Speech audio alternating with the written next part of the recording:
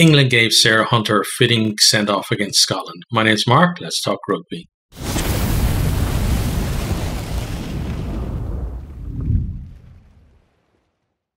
Scotland did well to hold England scoreless early on, but England get their first score within about 10 minutes. Some strong carries, getting close, in the shadow of the post, put it through the hands. Aitchison to Reid, she pops it back inside to MacDonald, who ran a great line, goes over to score. Reid converts this one, we're 7-0 to England. England then to come back. Again, pressure on the Scotland line. Same starting position as the last one, in the shadow of the post. Reid this time with a nice long pass out to Breach, and she has Cockayne on her outsides, puts her over to score in the corner. Two-man misses the touchline conversion, we're at 12-0. MacDonald then gets her second try of the game. England, they got a scrum just inside their own half, get it out quickly and move it over to the left wing.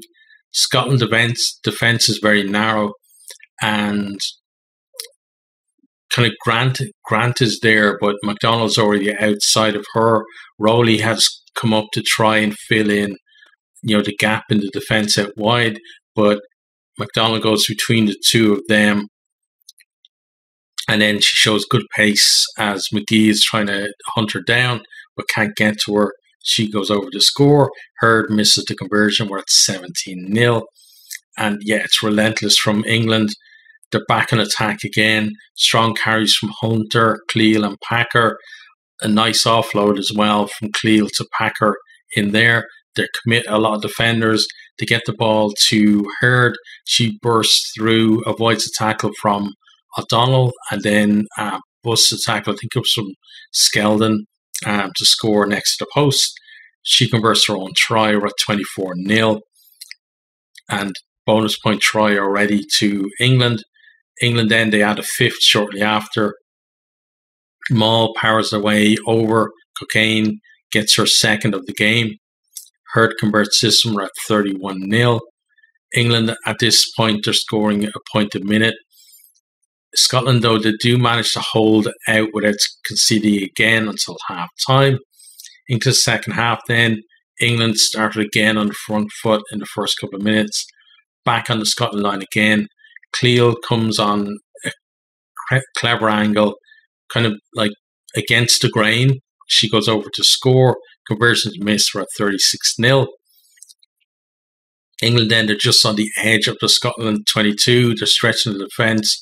Bartlett, the prop, actually comes out of line for Scotland to try and put some pressure on, but what she actually does is leave them, without numbers out wide because the defence couldn't drift. Dow sees a gap, goes through it, makes really good ground, offloads to Cabea, who she goes through Nelson like she's not even there, and then powers over despite the best efforts of Gallagher. Hurd converts this one at 43-0. We're back then to driving mauls for the next try. Scotland just can't halt them, and Marley Packer is the scorer. Hurd misses the touchline conversion. We're at 48-0. Sarah Hunter then leaves the field to a standing ovation. An absolute legend of English rugby and just global rugby as well. What a glittering career she's had, and a great send-off for her here, like in her home stadium as well, packed to the rafters. Just after that, then we have another England driving maul try. Packer emerges with the ball again. Conversion is missed. We're at 53-0. Into the final few minutes then, and it's Groundhog Day. England scored another maul try, and Packer completes her hat-trick. Conversion missed. We're at 58-0. Scotland then, a few minutes to go, finally get a score. They're maybe about 10 or 15 metres out and move the ball out wide. They kind of, I think the speed they moved out kind of fooled the cameraman because he kind of misses the play a little bit, or the director maybe. They had to switch cameras. But Rowley a nice fend and then some good footwork to get herself over to score. Nelson converts for 58-7, and that was the final score. Unfortunately, there were no stats available from the usual sources for us to look at. Hopefully, that's going to change in the not too distant future. Obviously, it doesn't look like it's going to change for this year's tournament, but hopefully for next year, we will see the likes of ESPN actually covering the women's game, because they provide really good stats on games to cover. But we will have stats video at some point. I'm just waiting for the official tournament site to be updated with this year's stats, which hasn't been done yet. Maybe after this round, they will finally put them all up together. So possibly sometime next week. If not, I'm going to wait till somewhere in the midpoint of the tournament and do a video then. In terms of then England, so like everyone obviously expected England to win this one and win it well, but they still had to deliver, and they're very clinical threats throughout the team. They've got so many different ways that they can score against you, and it's very hard to defend against. So I do feel for the Scotland team, but England, they made it a great farewell for Hunter in front of an absolutely packed stadium, and England, along with I think New Zealand as well, and to an extent France, they're really showing the potential that exists in the women game, and I feel that the other unions need to sit up and take notice, because like England, they're going to set out Twickenham for that final game against France, and these other games when they moved them to smaller stadiums, but still not tiny grounds, they're filling them out easily, and